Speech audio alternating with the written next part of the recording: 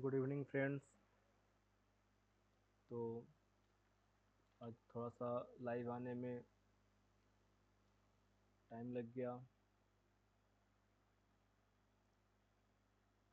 थोड़ा सा लेट हो गया सेशन। ठीक है, बट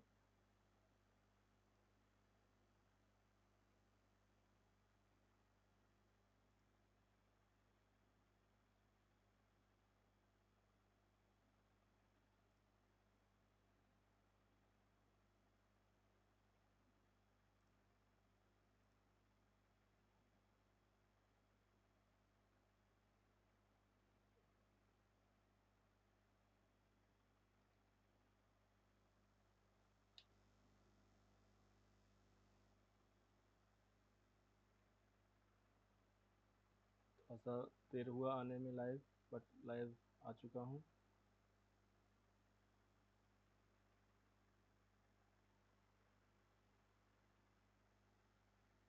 हेलो,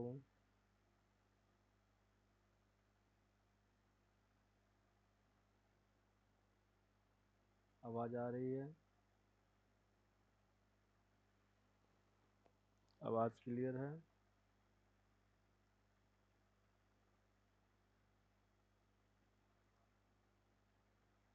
आवाज़ आ रही है?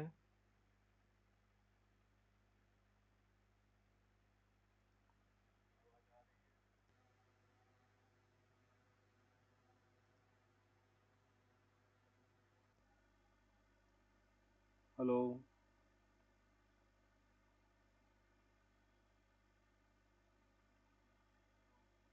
सबको आवाज़ आ रही है?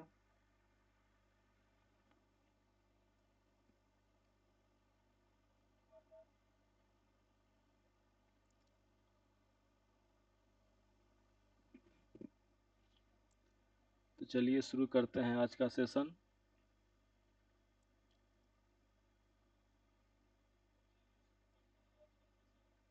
टॉपिक का नाम है इंटरनेट।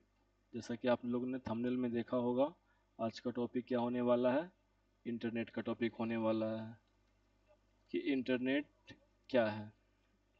ठीक है, तो सबसे पहले स्टार्ट करते हैं इंट्रोडक्शन। इंटरनेट, ठीक है।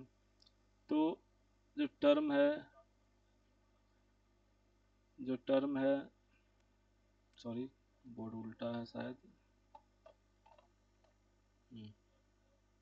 तो जो टॉपिक है वो है इंटरनेट।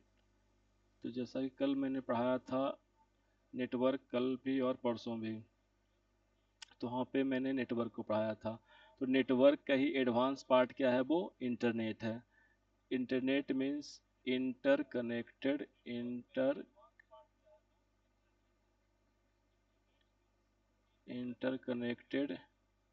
नेटवर्क। और हम लोग इसको इंटरनेशनल नेटवर्क के नाम से भी जानते हैं। इसको हम लोग इंटरनेशनल इंटरनेशनल नेटवर्क भी कहते हैं, या इसको और कह सकते हैं network of networks.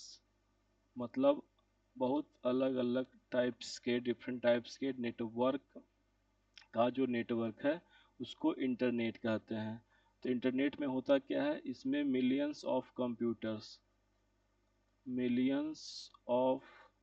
Computers, not only computers, millions of we can say devices. Devices में PC, PCs, personal computers, laptop, smartphone, tablet, ये सारे आते हैं। ठीक है, तो ये हो गया बेसिक इंट्रोडक्शन, डिफिनीशन। और प्लस इस इंटरनेट में होता क्या है, तो इंटरनेट में होता ये है कि हम अपने डिवाइस को, अपने कंप्यूटर को, अपने लैपटॉप को कनेक्ट करते हैं पूरे वर्ल्ड के कंप्यूटर से या पूरे वर्ल्ड के नेटवर्क से। ठीक है, तो एक डिफिनीसन मैंने पहले से बना के रखा है, इंट्रोडक्शन टू इंटरनेट। तो आप यहाँ से डिफिनीसन को नोट कर सकते हैं।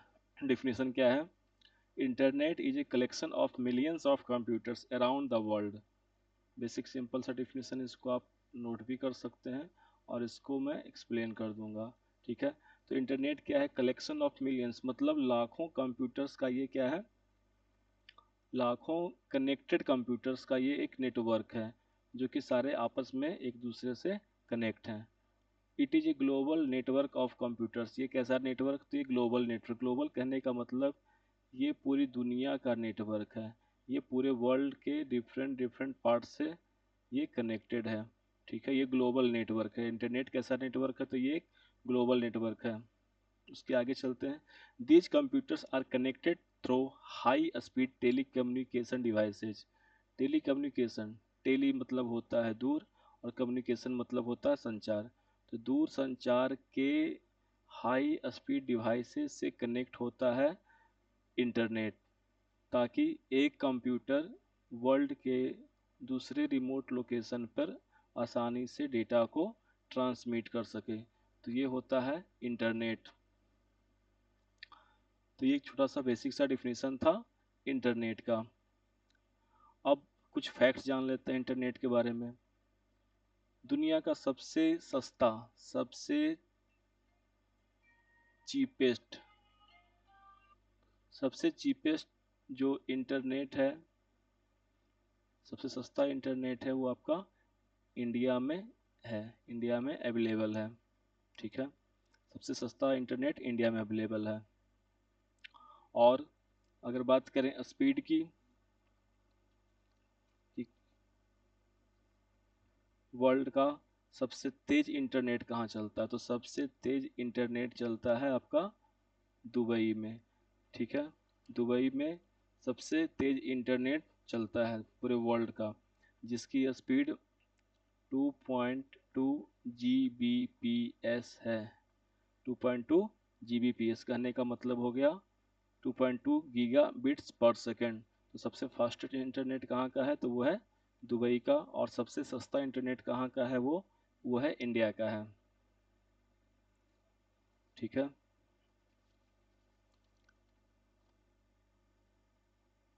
अब है इंटरनेट। तो इंटरनेट यूज करने के कुछ क्या होते हैं? इंटरनेट यूज करने के होते हैं कुछ एडवांटेज। आखिर इंटरनेट इतना पॉपुलर, इतना सब लोगों के बीच में क्यों छा गया? तो अब हम जानेंगे advant advantages of net, sorry network नहीं, एडवांटेजेज ऑफ इंटरनेट। इंटरनेट का एडवांटेज क्या है? हम लोग क्यों इंटरनेट को इतना यूज करते हैं? तो पहला, ऑनलाइन वर्क। ऑनलाइन वर्क से यहाँ मतलब है कि जितने सारे काम, चाहे वो आपका सोशल मीडिया हो गया, टिकट बुकिंग हो गया, टिकट बुकिंग, या फिर वो हो गया आपका form fill, form fill up, online study, या लाइव क्लास।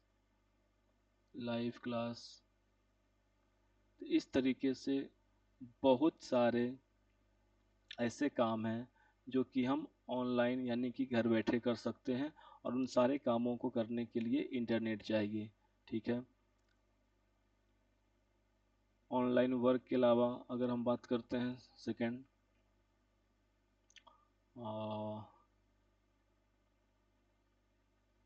दूसरा digital payments. Digital payments, digital payment की अगर बात करें तो हम लोग जितना भी पेमेंट करते हैं, चाहे कार्ड से, कार्ड स्वाइप करके, या फिर यूपीआई। ठीक है, यूपीआई जैसे कि पे फोन, पेटीएम, जी पे, गूगल पे। तो ये सारे बिना इंटरनेट के ये सारे एप्लीकेशन वर्क नहीं करेंगे, ये सारे डिजिटल पेमेंट के मीडियम काम नहीं करेंगे। तो डिजिटल पेमेंट के लिए हम लोग को इंटरनेट की ज़रूरत होती है। और यहाँ पे एक चीज़ और जो है, एक इम्पॉर्टेंट टर्म यूपीआई, यूपीआई सब लोग बोलते हैं। यूपीआई का फुल फॉर्म क्या होता है? तो ये होता है यूनिफाइड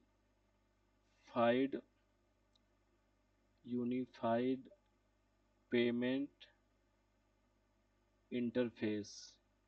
यूनिफाइड पेमेंट इंटरफेस, ये होता है यूपीआई का फुल फॉर्म। तो पहले हम देखें कि ऑनलाइन जितना भी वर्क करना है, तो वो सारे वर्क जो है बिना इंटरनेट के हम लोग नहीं कर सकते हैं। दूसरा हो गया, जो सबसे इम्पोर्टेंट है वो है डिजिटल पेमेंट। तो इसके बारे में एक फैक्ट ये भी है कि पूरे वर्ल्ड में, all over the world, all over the world, India is first India is first in digital payment, मतलब पेटीएम पेमेंट।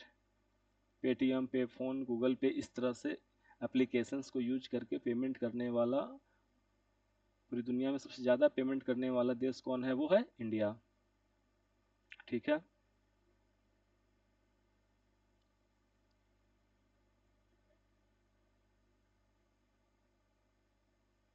आगे चलते हैं।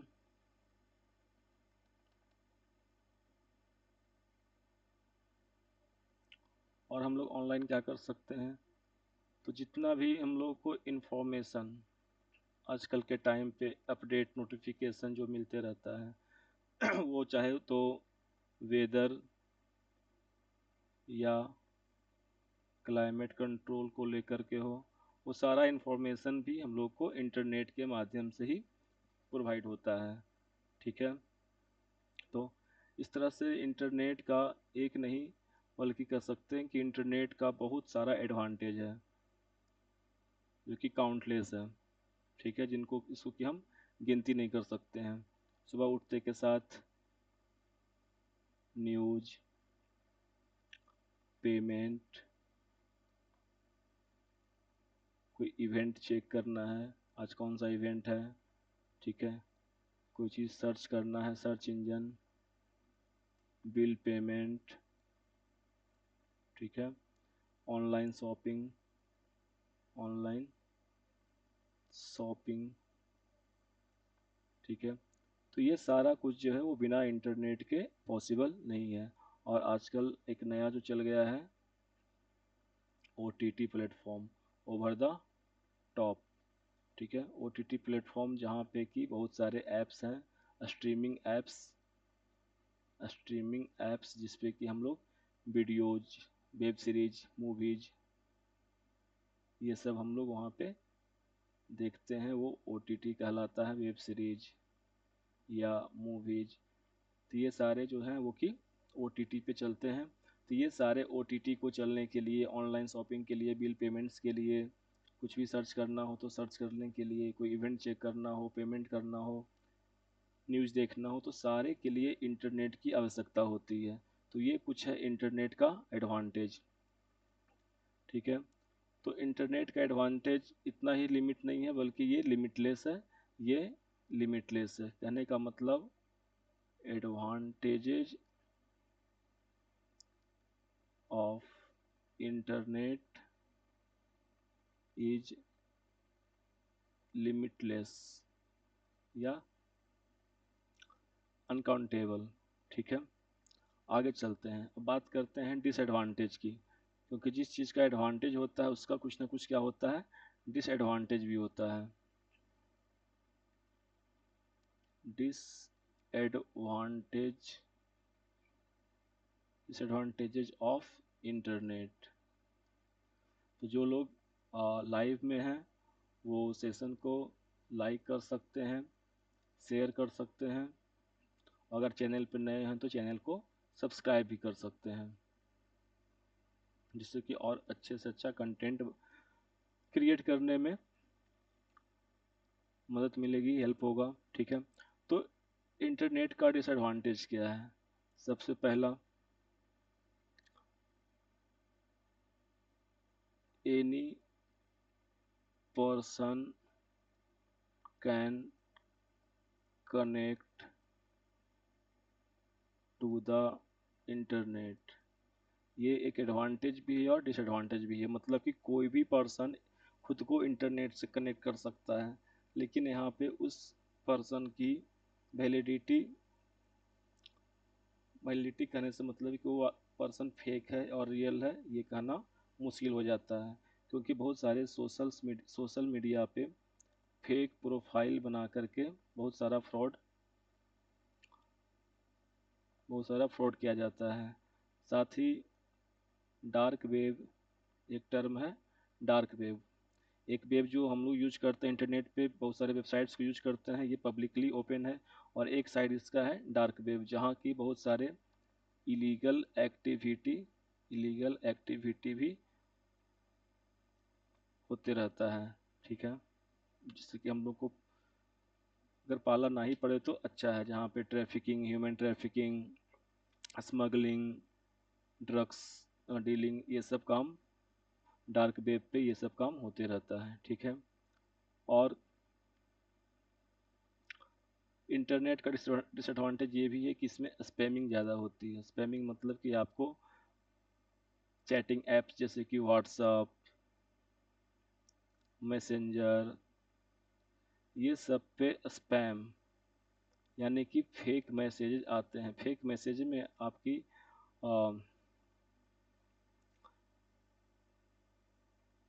जो है आइडेंटिफिकेशन जो है वो चोरी होने का या आपके पर्सनल इंफॉर्मेशन के चोरी होने का खतरा होता है। ठीक है, और डिसएडवांटेज ये है कि इंटरनेट के थ्रू इंटरनेट के थ्रू लोग आपके कंप्यूटर को, आपके रिसोर्स को हैक कर सकते हैं। ठीक है, इससे आपका पर्सनल इंफॉर्मेशन ये लीक हो सकता है, आपकी पर्सनल जानकारियाँ लीक हो सकती है। तो ये हैक हो गया या हैकिंग जिसको कहते हैं, हैकिंग, क्रैकिंग, फिशिंग। ठीक है, तो ये सिर्फ कुछ ऐसे टर्म है। हैकिंग करने का मतलब किसी दूसरे के डिवाइस पे, दूसरे के कंप्यूटर पे अनऑथोराइज्ड कंट्रोल या अनऑथोराइज्ड एक्सेस, बिना उससे परमिशन या बिना किसी से परमिशन लिए उसके डिवाइस को यूज करना, वो होता है हैकिंग होता है, या उससे डेटा को निकाल लेना, चुरा लेना, ये हैकिंग होती है। क्रैकिंग क्या होता है? किसी दूसरे कंप्यूटर को, दूसरे डिवाइस को ब्रेक कर देना, उसके सिक्योरिटी सिस्टम को तोड़ देना, ब्रेक कर देना, विदाउट पासवर्ड उसमें इंटर कर जाना, ये कहलाता है क्रैकिंग। ठीक है, फिशिंग क्या है? फिशिंग में सामने वाले पर्सन को बहुत सारा फेक मेल, मैसेज भेज करके बहुत सारा ऑफर दिया जाता है कि आपने प्राइज जीता है तो आप अपना पर्सनल इंफॉर्मेशन शेयर करिए, अपना बैंक डिटेल शेयर करिए, और फिर धीरे धीरे इंसान को उसी बात में फंसा करके प्राइज या किसी मतलब ऑफर के लालच में उससे पैसा वसूल कर लिया जाता है। तो ये होता है फिशिंग होता है। तो ये सारा टर्मिनोलॉजी जो है वो आपको इंटरनेट की दुनिया में मिलने वाला है। अब हम बात करते हैं कि अगर इंटरनेट यूज करना है, अगर हमें इंटरनेट को यूज करना है तो हमें कौन कौन सा डॉक्यूमेंट डॉक्यूमेंट नहीं सॉरी कौन कौन सा कंपोनेंट चाहिए होगा। तो इंटरनेट को यूज करने के लिए जो रिक्वायरमेंट है वो हम यहाँ पे देख लेते हैं। ठीक है, फर्स्ट, पीसी बेसिक्स, यानी कि कंप्यूटर चलाना आना चाहिए। आजकल तो कंप्यूटर की जगह मोबाइल फ़ोन, स्मार्टफोन हो गया है। ठीक है, सेकेंड है उस पीसी में एनआईसी कार्ड, नेटवर्क में मैंने बताया था एनआईसी कार्ड यानी कि नेटवर्क इंटरफेस कार्ड होना चाहिए। थर्ड, एनआईसी के साथ में मॉडेम का इंस्टॉलेशन। मॉडेम क्या होता है अभी मैं बताऊंगा आगे, ठीक है। Overview of high speed and dial up connectivity, मतलब इंटरनेट अगर यूज करना है तो वहाँ पे हाई स्पीड या डायल अप कनेक्शन पहले चलता था, ये स्लो होता था, ये अभी आउट ऑफ यूज हो चुका है, ठीक है। और टीसीपी आईपी, अगर इंटरनेट कनेक्ट करना है तो वहाँ पे एक प्रोटोकॉल जो कि सबसे ज़्यादा मस्ट है वो है टीसीपी आईपी। मैंने पहले ही बताया था टीसीपी आईपी का मतलब होता है transmission control protocol by internet protocol. Testing connectivity with ping. Ping एक ऐसा इवेंट है जिसमें कि हम अपने इंटरनेट के कनेक्शन को, नेटवर्क के कनेक्शन को टेस्ट करते हैं। और साथ ही साथ अगर इंटरनेट हमारा कनेक्ट हो चुका है, हमारे डिवाइस इंटरनेट कनेक्ट हो चुका है, तो उस इंटरनेट को यूज करने के लिए, एक्सेस करने के लिए वेब ब्राउज़र्स और प्लगइन्स, मतलब कि वेब ब्राउज़र्स के साथ कुछ और भी सपोर्टिव सॉफ्टवेयर चाहिए जिससे कि हम इंटरनेट को एक्सेस कर पाएंगे, यूज कर पाएंगे, ठीक है। तो अभी देखते हैं फिर इसमें एक चीज़, एक टर्म जो छूट गया है वो है मॉडेम। मॉडेम क्या होता है, तो एक बार हम नज़र डाल लेते हैं कि मॉडेम क्या होता है। मॉडेम, ये रहा मॉडेम। मॉडेम जो है वो कंप्यूटर्स को इंटरनेट से कनेक्ट करने के लिए यूज किया जाता है। मॉडेम का फुल फॉर्म होता है, मॉडेम ये दो टर्म से मिला के बना हुआ है मॉडेम, इसमें कि एम ओ का मतलब होता है मॉड्यूलेटर और डी ई एम का मतलब होता है डी मॉड्यूलेटर। अब ये मॉड्यूलेटर डी मॉड्यूलेटर क्या होता है, तो मॉड्यूलेटर जो है वो मॉड्यूलेशन का वर्क करता है, मॉड्यूलेटर जो है वो मॉड्यूलेशन का वर्क करता है। वैसे जैसे टीचर जो है टीचिंग का वर्क करता है, और डी मॉड्यूलेटर जो है वो डी मॉड्यूलेशन डीमॉड्यूलेशन का वर्क करता है, डीमॉड्यूलेटर। अब ये मॉड्यूलेटर डीमॉड्यूलेटर होता क्या है, या जो प्रोसेस जो है मॉड्यूलेशन और डीमॉड्यूलेशन, ये क्या होता है, तो ये है पीसी। पीसी में लैपटॉप डेस्कटॉप ये जो भी कोई है, देखने में तो लैपटॉप ही लग रहा है, ठीक है। तो ये पीसी जो है वो वर्क करता है डिजिटल सिग्नल पे। किस पे वर्क करता है, डिजिटल सिग्नल। डिजिटल सिग्नल किसको कहते हैं, तो जीरो और वन जो बाइनरी डिजिट है ये कहलाते हैं डिजिटल सिग्नल कहलाते हैं, ठीक है। और जो टेलीफोन लाइन, टेलीफोन का जो नेटवर्क होता है वो होता है एनालॉग सिग्नल, एनालॉग सिग्नल। तो एक मॉडेम जो है वो टेलीफोन लाइन का यूज करके इंटरनेट सर्विस को एक्सेस करने में हेल्प करता है। टेलीफोन लाइन का यूज करके इंटरनेट सर्विस को एक्सेस करने में हेल्प करता है। तो डिजिटल सिग्नल को एनालॉग सिग्नल में कन्वर्ट करने का प्रोसेस ही क्या कहलाता है, मॉड्यूलेशन। और ये जो डिवाइस इस एक्टिविटी को, इस वर्क को परफॉर्म करता है वो कहलाता है मॉड्यूलेटर। और सेकेंड टाइम जब डेटा डेटा जब ट्रांसमिट हो रहा है टेलीफोन लाइन से वापस दूसरे कंप्यूटर की तरफ, तो वहाँ पे एनालॉग सिग्नल को फिर से डिजिटल सिग्नल में कन्वर्ट करने की ज़रूरत होती है, डिजिटल सिग्नल में कन्वर्ट करने की ज़रूरत होती है, जिसको कि हम लोग डीमॉड्यूलेशन के नाम से जानते हैं।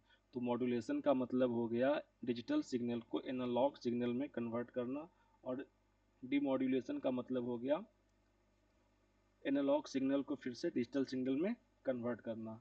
तो एक मॉडेम में ये दोनों काम होते हैं, दोनों वर्क होते हैं, मॉड्यूलेशन का भी और डीमॉड्यूलेशन का। इसलिए मॉडेम को हम लोग, मतलब कि मॉड्यूलेटर और डीमॉड्यूलेटर दोनों को टर्म को मिला करके मॉडेम के नाम से इसको जानते हैं। अब यहाँ पे एक बात और कि सिग्नल को डिजिटल से एनालॉग क्यों कन्वर्ट करते हैं, तो वो इसलिए कन्वर्ट करते हैं क्योंकि डिजिटल सिग्नल को ज़्यादा दूर तक हम लोग ट्रांसफ़र या ट्रांसमिट नहीं कर सकते हैं, इसलिए सिग्नल को डिजिटल सिग्नल को एनालॉग सिग्नल में ट्रांसमिट करने की ज़रूरत होती है।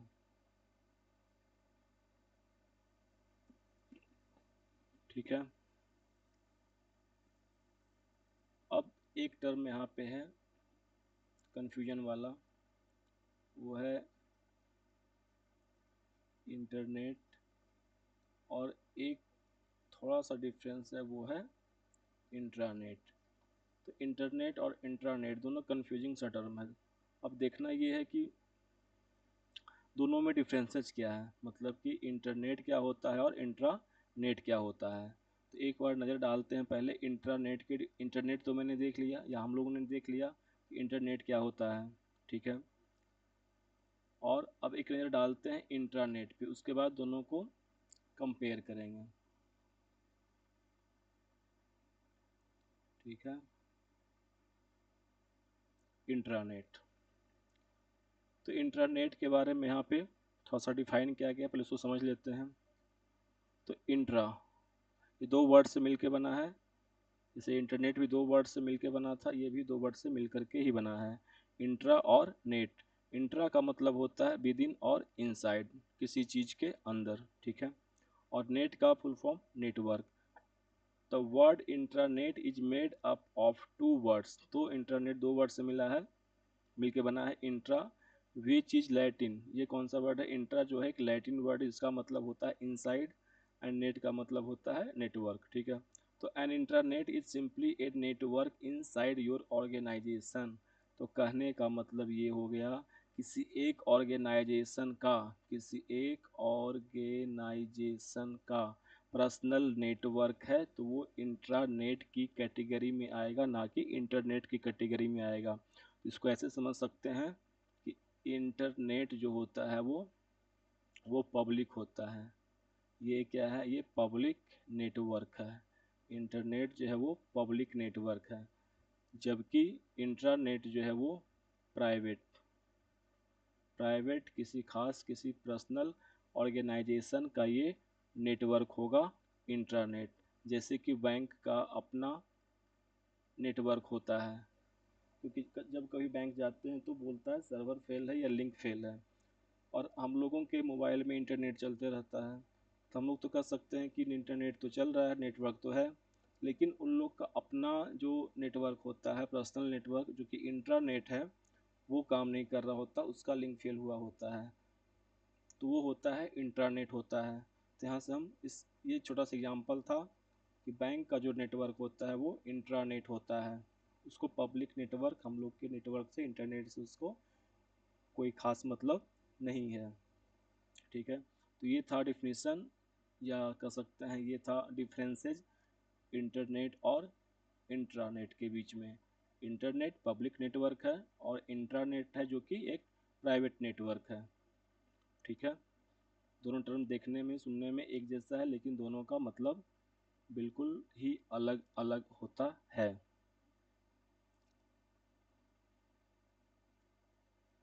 अब हम बात करते हैं आईएसपी का, कि आईएसपी क्या होता है।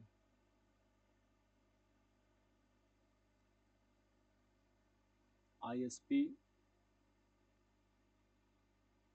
यानी कि इंटरनेट सर्विस प्रोवाइडर। ठीक है। तो इंटरनेट सर्विस प्रोवाइडर, शॉर्ट में इसको कहते हैं आईएसपी। आईएसपी, 2 मिनट का ब्रेक लेते हैं।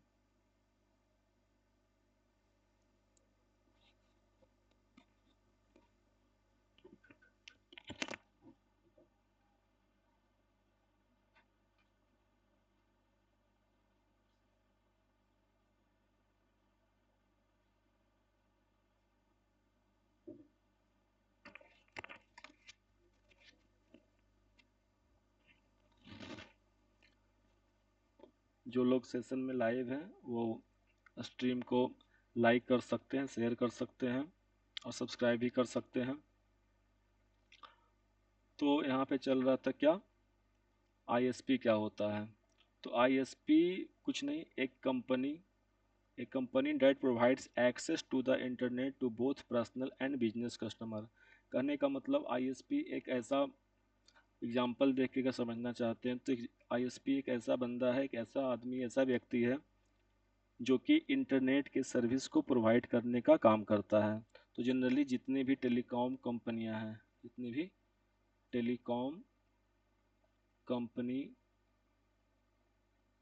जितने भी टेलीकॉम कंपनी है वो सारे आईएसपी भी हैं। मतलब कि जितने भी टेलीकॉम या टेलीकम्युनिकेशन चैनल प्रोवाइड करते हैं, चाहे वो जियो, बीएसएनएल, एयरटेल, ठीक है, जितने भी कंपनी है ये क्या है, ये टेलीकम्युनिकेशन कंपनी है, संचार की कंपनी है, और साथ ही साथ ये इंटरनेट के सर्विस को भी प्रोवाइड करते हैं। तो इसे हम इंटरनेट सर्विस प्रोवाइडर भी कह सकते हैं। ठीक है, तो इंटरनेट चलाने के लिए किसी भी डिवाइस में एक इंटरनेट सर्विस प्रोवाइडर का होना बिल्कुल ही ज़रूरी है।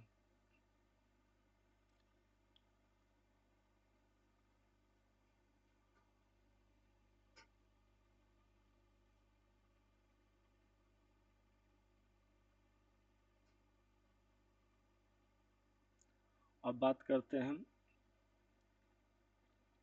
वेब ब्राउज़र की। वेब ब्राउज़र से पहले एक बार बात कर लेते हैं पहले एपीएन। एपीएन क्या होता है? आज के पहले आप लोगों ने शायद नाम सुना होगा एपीएन का।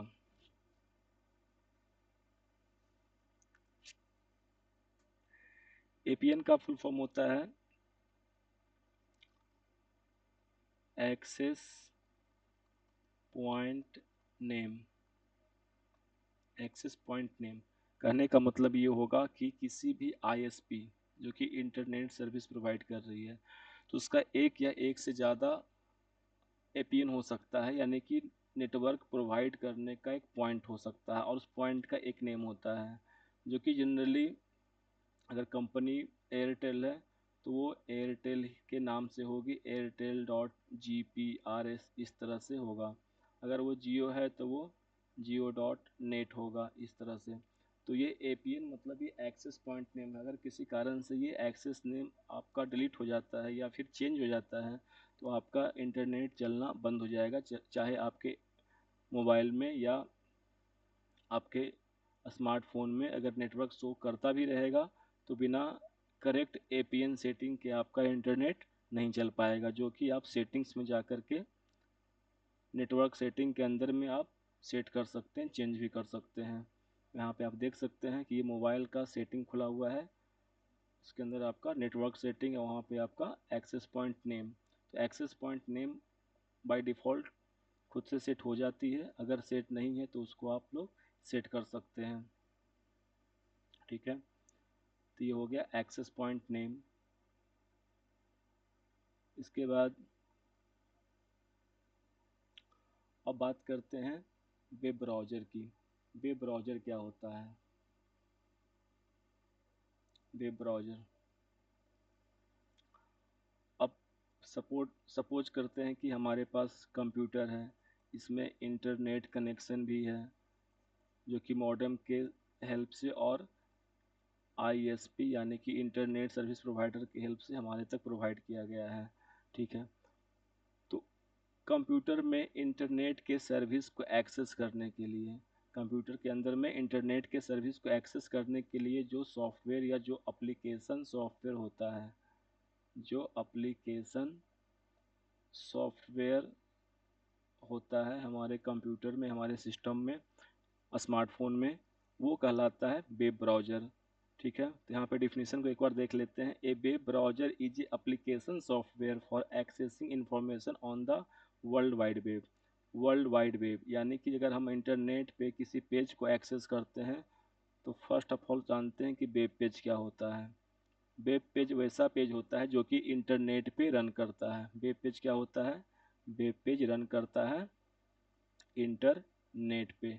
वेब पेज आसानी से इंटरनेट पे रन करता है, और साथ ही साथ बहुत सारे वेब पेज को मिलाते हैं तो एक वेबसाइट क्रिएट करता है। तो वेबसाइट क्या होता है? वेबसाइट या जिसको शॉर्ट में हम साइट कहते हैं। तो जनरली वेबसाइट का मतलब होता है collection of web pages. Web page के कलेक्शन को हम लोग वेबसाइट कहते हैं, ठीक है। और फर्स्ट पेज जो होता है उसको हम लोग होम पेज के नाम से जानते हैं। यानी कि यहाँ पे दो तीन डिफिनेशन क्लियर है। वेब पेज, तो वेब पेज वैसा पेज होगा, वैसा इंफॉर्मेशन का पेज होगा, वैसा इंफॉर्मेशन का पेज होगा जिसमें कि टेक्स्ट भी होगा और प्लस मीडिया भी होगा। टेक्स्ट प्लस मीडिया, टेक्स्ट कहने का मतलब अल्फ़ाबेट्स, नंबर्स, और मीडिया से यहाँ मतलब है पिक्चर, वीडियो, ऑडियो। तो ऐसा पेज जो कि इंटरनेट पे वर्ल्ड वाइड वेब पे रन करता है। वर्ल्ड वाइड वेब को शॉर्ट में www लिखते हैं। अगर किसी वेबसाइट को ओपन करते हैं तो सबसे आगे में, उसके आगे में प्रीफिक्स वो www खुद से आ जाता है। उसके बाद ही google.com, facebook.com ये बाद में आता है, ठीक है। तो प्रीफिक्स में www का मतलब होता है वर्ल्ड वाइड वेब, या इसको शॉर्ट में हम लोग W3 भी कहते हैं, ठीक है। तो यहाँ पे वेब पेज हो गया। वेब पेज के कलेक्शन को क्या कहते हैं? वेबसाइट कहते हैं, दूसरा डिफिनेशन हो गया। और किसी भी वेबसाइट का फर्स्ट पेज क्या कहलाता है? तो वो होम पेज कहलाता है। तो यहाँ से आप तीन डिफिनेशन आपको याद हो गए, ठीक है। अब क्या है, when a user request a particular website, जब कोई पर्सन, कोई यूजर किसी खास वेबसाइट को एक्सेस करना, ये रिक्वेस्ट करता है, the web browser retrieves the necessary content from a web server and then display the resuming web page on the user device। कहने का अर्थ यहाँ पे ये हुआ कि हम कंप्यूटर में इंटरनेट के कनेक्ट होने के बाद अपने किसी भी एक वेब ब्राउज़र, जिसमें कि आता है, बहुत सारा वेब ब्राउज़र होता है, अभी मैं दिखा दे रहा हूँ, ठीक है। तो जो लोग लाइव हैं वो सेशन को लाइक कर सकते हैं, शेयर कर सकते हैं और सब्सक्राइब भी कर सकते हैं वेब ब्राउज़र। यहाँ पे आप लोग देख सकते हैं कि ये सब क्या है, ये सब कुछ वेब ब्राउज़र हैं जो कि बहुत ज़्यादा ही फेमस हैं। मोस्टली लोग क्रोम को जानते हैं, इसका पूरा नाम होता है गूगल क्रोम। गूगल कंपनी है और क्रोम इसका प्रोडक्ट है, ठीक है। इसी तरह से मोजिला फायरफॉक्स है, मोजिला कंपनी है, उसका प्रोडक्ट है फायरफॉक्स। और ये है एप्पल सफारी। तो जनरली एप्पल सफारी आपका जो एप्लीकेशन है वो आईफोन में देखने को मिलेगा, या इसका जो लैपटॉप का जो ऑपरेटिंग सिस्टम है वो मैकिनटॉश या मैक, उसमें आपको देखने को मिलेगा। एज, पहले ये इंटरनेट एक्सप्लोरर के नाम से आता था, इंटरनेट एक्सप्लोरर, जो शायद इंटरनेट एक्सप्लोरर 1 2 3 4 करते करते ये शायद 10 या 11 तक आया था। उसके बाद इसका नाम चेंज करके माइक्रोसॉफ्ट एज कर दिया गया, इसलिए यहाँ पे न्यू भी लिखा हुआ है। तो ये माइक्रोसॉफ्ट का, ये जो है एज है, ये माइक्रोसॉफ्ट का खुद का वेब ब्राउज़र है। और यहाँ पे ओपेरा, ओपेरा भी क्या है, वेब ब्राउज़र ही है, ठीक है। तो ये सारे वेब ब्राउज़र कहने का मतलब सिस्टम या कंप्यूटर या लैपटॉप या स्मार्टफोन के अंदर में ये सारे एप्लीकेशंस होने चाहिए, या इनमें से कोई एक होना चाहिए जिसके हेल्प से हम क्या कर सकते हैं, जिसके हेल्प से हम किसी भी वेबसाइट को ओपन कर सकते हैं और वेबसाइट को ओपन करने के बाद किसी भी इंफॉर्मेशन को एक्सेस कर सकते हैं। जैसे कि यहाँ पे एक छोटा सा एग्जांपल आप लोग देख सकते हैं। जैसे कि यहाँ पे चला गया मैं वेब पे, तो ये ओपन बोर्ड जिस पे मैं पढ़ा रहा हूँ उसका ये क्या है, ये वेब ब्राउज़र है, ठीक है। यहाँ पे अगर किसी साइट को ओपन करना हो तो वहाँ पे हम क्या लिखेंगे, साइट का एड्रेस लिखेंगे। तो जनरली हम अगर टाइप करते हैं www.microsoft.com और उसके साथ ही अगर इंटर की प्रेस करते हैं तो ये क्या करेगा, माइक्रोसॉफ्ट जो कि वेबसाइट है उसका ये फर्स्ट पेज यानी कि होम पेज ये ओपन कर देगा हमारे सामने, ठीक है। तो इस तरीके से हम किसी भी वेबसाइट को उसके वेबसाइट के एड्रेस से, यूआरएल एड्रेस से, जो कि यहाँ पे लिखा हुआ है, ये कहलाता है, अभी मैंने इसको अंडरलाइन किया, ये कहलाता है, ये कहलाता है यूआरएल एड्रेस, जिसको कि हम लोग एड्रेस बार में लिखते हैं, एड्रेस बार में वहाँ पे हम लोग टाइप करते हैं, ठीक है। और किसी भी इंफॉर्मेशन को जब किसी खास वेबसाइट का एड्रेस नहीं पता हो और जानकारी या इंफॉर्मेशन सर्च करना हो तो हम लोग यूज करते हैं किसका, सर्च इंजन का। सर्च इंजन क्या होता है, जैसे कि यहाँ पे ये गूगल क्या है? गूगल एक सर्च इंजन है। इसमें कोई सा भी इंफॉर्मेशन हम सर्च कर सकते हैं, कोई सा। और ये कुछ ट्रेंडिंग सर्च पहले से दिखा रहा है, कहने का मतलब कि जो कि अभी ट्रेंडिंग में है, जिसको बहुत ज़्यादा लोग सर्च कर रहे हैं, जो कि अभी डिमांड में है, जो टॉपिक्स जो है। तो यहाँ पे हम किसी भी जैसे कि स्पेस टेक्नोलॉजी के बारे में सर्च करना, और भी मुझे वेबसाइट का नाम बिल्कुल नहीं पता है, या स्पेस एक्स एलन मस्क की सबसे बड़ी वो कंपनी है, तो इसके बारे में पता नहीं था, ठीक है। लेकिन गूगल में स्पेस एक्स नाम डाल करके उसके वेबसाइट तक पहुंच सकते हैं, और इस तरीके से और भी जिस टॉपिक के बारे में सर्च करना हो, तो उसके वेबसाइट का नाम सॉरी, उस चीज़ पार्टिकुलर चीज़ के बारे में सर्च इंजन पे सर्च कर सकते हैं। तो सर्च इंजन भी बहुत सारे हैं, जिसमें कि पहले याहू चलता था, लेकिन अभी ये मार्केट से बाहर चला गया। अभी सर्च इंजन में मोस्ट पॉपुलर जो है पूरी दुनिया में, वो गूगल है, ठीक है। और गूगल का बहुत सारा प्रोडक्ट चल रहा है, और आजकल गूगल फैसिलिटी प्रोवाइड करता है वॉइस सर्च का, इमेज सर्च का, और बाकी तो टेक्स्ट लिख के तो टाइप कर ही सकते हैं, ठीक है।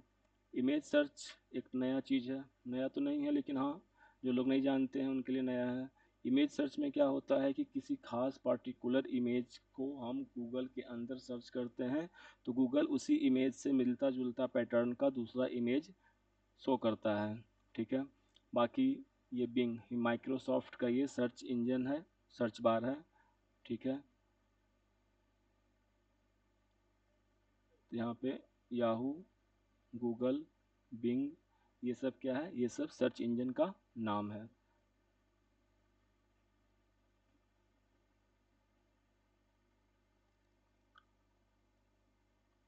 और एक और जो सबसे इम्पोर्टेंट टॉपिक जो बच गया यहाँ पे, वो है, नहीं, ये नहीं है, वो है, हम्म वो है मैसेजिंग। इंटरनेट के हेल्प से हम लोग ईमेल की बात अलग से करेंगे, क्योंकि ईमेल का टॉपिक लंबा जाएगा, लेकिन यहाँ पे हम थोड़ा सा बात कर लेते हैं आईएम का, इंस्टेंट मैसेजिंग का। आईएम, क्योंकि जितने सारे भी हैं वो सभी आईएम की कैटेगरी में आते हैं। आईएम कहने का मतलब है इंस्टेंट मैसेजिंग, जिसमें कि आता है व्हाट्सएप है, टेलीग्राम है, मैसेंजर है, ठीक है। पहले ऑरकुट, टॉक, या और भी इस तरह से बहुत सारा एप्लीकेशन है जो कि आईएम की कैटेगरी में आता है। आईएम का मतलब होता है इंस्टेंट मैसेजिंग। और पहले हम लोग जब आईएम नहीं था तो एसएमएस जानते थे। एसएमएस का होता है,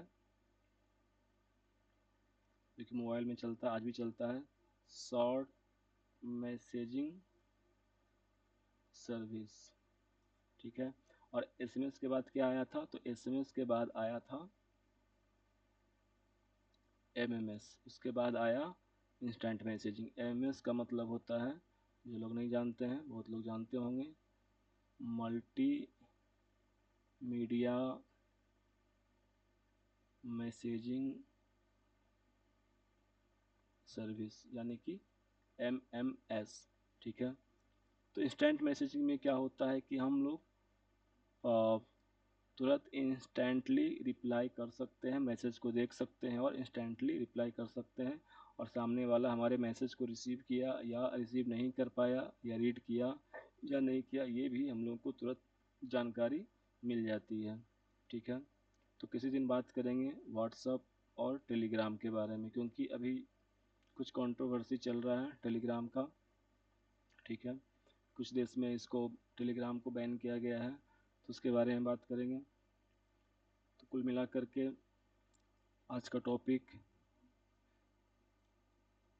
यहीं पे ख़त्म करते हैं। अगर किसी को कुछ जानना हो, पूछना हो, तो मैसेज कर सकते हैं, कमेंट कर सकते हैं, और किसी और टॉपिक पे अगर वीडियो चाहिए तो वो भी कमेंट में बता सकते हैं। तो आज का टॉपिक कैसा लगा कमेंट करके बताइए। और डेली कोशिश करूँगा कि 8:30 से 9:30 10 तक डेली का लाइव सेशन रहने का। आज थोड़ा सा लेट हो चुका था।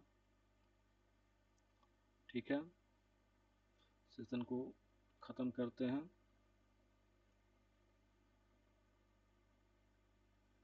Good night.